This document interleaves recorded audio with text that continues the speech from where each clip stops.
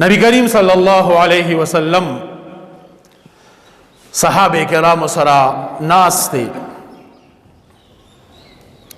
نبی علیہ الصلوۃ والسلام او فرمایل وی اخیر زمانہ کې با زما د امت شکلونه مسح کیږي،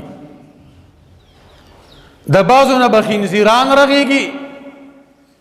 او د بعضو نه به شادوغان چې دی هغه رغیږي. صحابه کرام عرض کی دا الله رسول دا خلق به مسلمانانی. نبی علیہ الصلوۃ والسلام او فرمایل وی او مسلمانان به الله پاک به یو غنی، ما به د الله رسول غنی، منځونه به چې دی هغه کی، عبادت چې دی هغه بکی، منځ بم کی، ما به پیغمبر غنی، الله به یو غنی. لیکن هغه خلقو کې به دوه کارونه یو به هغوی ګانو بجانو والا خوښي، ګانې به خوښي، ګانو بجانو والا به خوښي. یو به په هغوی کې شراب خوري دا سیوا شي. دا دوه کاره چې پکې سیوا شو، دوی به د خپل عمل کی، د شپې به دوی اختی لګیا وي چې سحر شي د دوی شکلونه به مسخه شوي، سار به د دوی نه خنزیران شادوګان دارک شوي. دا هغه عذاب دی کم عذاب چې الله بنی اسرائیل باندې راوسته. د بنی اسرائیل یو قوم هغوی به د دریاب په غاړه پاتې کېدو. یو ډله وه، یوه ورځ د خالي هغه الله پاک د خپل عبادت دپاره خاص کړې وه چې دې کې به تاسو زما عبادت کوئ، بل سکار به نه کوئ، او دا نور ټول هفته به تاسو ځان له مزدوري کوئ. د هغوی کار دا و چې د هغې دریاب نه به مایان ریستو، هغه به خرڅول، په هغې باندې به هغه خپله زندګي دا تېروله. او د خالي د ورځې نه الله منع کړو چې دې باندې به میان نه نسئ، په دې به صرف زما عبادت تاسو کوئ. نو هغوی داسې حیله اختیار کړه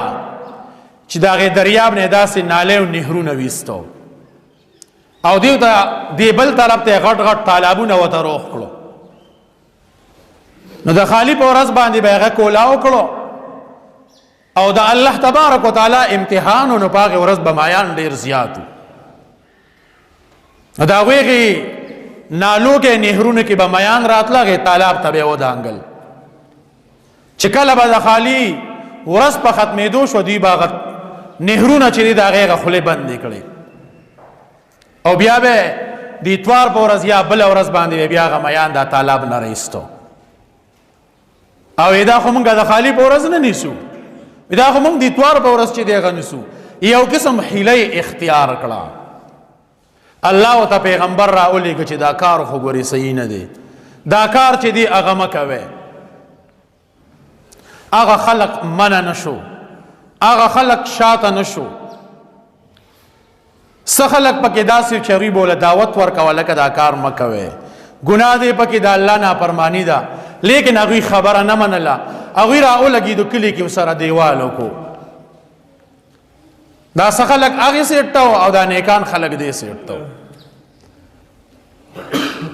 ځای په ځای پکې دروازې پرېښې وي، ځکه د خلکو رشته دار پکې ومو. یو شپه هغوی باندې داسې راله چې کله سحر شو، نه څه اواز شته، هېڅ هم نشته. دې بله دا خلق حیران دي چې هغه زمونږ خلق څه شو چې کله دروازې کولاو کړي دي، اپلا وخت یې تللی دي. د هغوی چې کوم مشران سړي او ښځې وو، د هغوی نه الله تبارک وتعالی خنزیران رخ کړي وو، او چې کوم نوجوانان هلکان جنکې وو، د هغوی نه الله تبارک وتعالی شادوګان چې دی هغه رخ کړي وو. د سترګو نه به یې اوښکې به یې دی، مطلب یو قسم پریاد به یې کاو، څه یې ویلی نشو. درې ورځې هغې باندې دغه عذاب و. د درې ورځو نه وروسته الله تبارک وتعالی هغه قوم چې دی هغه تباه او برباد کو. نو د دې حدیث د لاندې بیا شارحینو لیکلی دي چې دا هغه د بني اسرائیلو عذاب د قوم باندې به الله راولي چې کله پکې دا دوه کارونه سیوا شو. نو بیا شارحینو د دې حدیث تشریح کړی دی دوه معنو سره. وی چې د دې حدیث یو مطلب دا دی چې که د حدیث په ظاهر ته وګورې او واقعیتا داسې کیږي نو قیامت ته نږدې دا په هغې غټو غټو نشانو کې ده چې دا به قیامت ته نږدې کیږي حقیقتا به داسې شکلونه مسخه کیږي او بعض شارحین وی چې نه د دې نه معنا مجازي مراد ده معنا مجازي څه مطلب چې په دې انسانانو کې به یی به انسان خو په دې کې به خوی د خنزیر پیدا شي یی به انسان په دې کې به خوی د شادو پیدا شي تاسو ووایئ د خنزیر څه خوی دی د شادو څه خوی دی د خنزیر دا خوی دی چې دی بے حیا دی دی بے شرم دی نوی دغه قوم کې دغه خلقو کې با بے حیاي چې دی هغه عام شي او تاسو ګورئ اوس هر سړی دا فخر غني په فخر باندې ځان ته وی چې هغه په دغه شیشه باندې راشي یا غډیږي یا سبل سکی هغه بے حیاي راغلی ده تاسو یې نه معنا مجازي چې د حدیث واغستلی شي چې د هغه خنزیر هغه خوی به پکې راشي دی به بے حیا شي بے شرم بشي د دنه به حیا ختم شي بیا به په خپل عزت د بل په عزت باندې اس پروا چې دی هغه نوي او شادو څه خوی کی تاسو ته پته شته شادو نقل ډیر کی نقل چې تاسو کې د استانه نقل کی دا هغه کار کی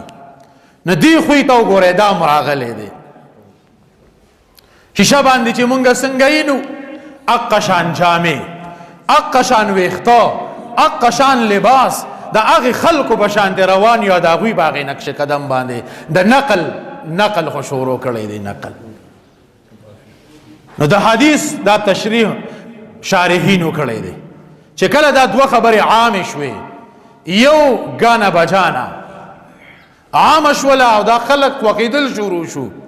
او دویم شراب نو دغه خلکو کې به دا دوه عذاب بیا راځي شکل به مسخکی کی خنزیر شادو دعوت نه چي دي اگر رغيږي او تشریح مې ته وکړو د حدیث یو ظاهری معنا ده نو بعضی مفسرین وی شارحین چې دا به قیامت ته نږدې کیږي او بعضی وی چې نه دا معنا مجازي د حدیث مراد ده په دې سره به د انسان د خوونه چې دغه بدل شي او چې څنګه دغه دوه سيزونو خوونه دي انسان کې به دغه خوونه پیدا شي ظاهری تور به انسان وی خوونه به کې دغه چې دي اگر راغلي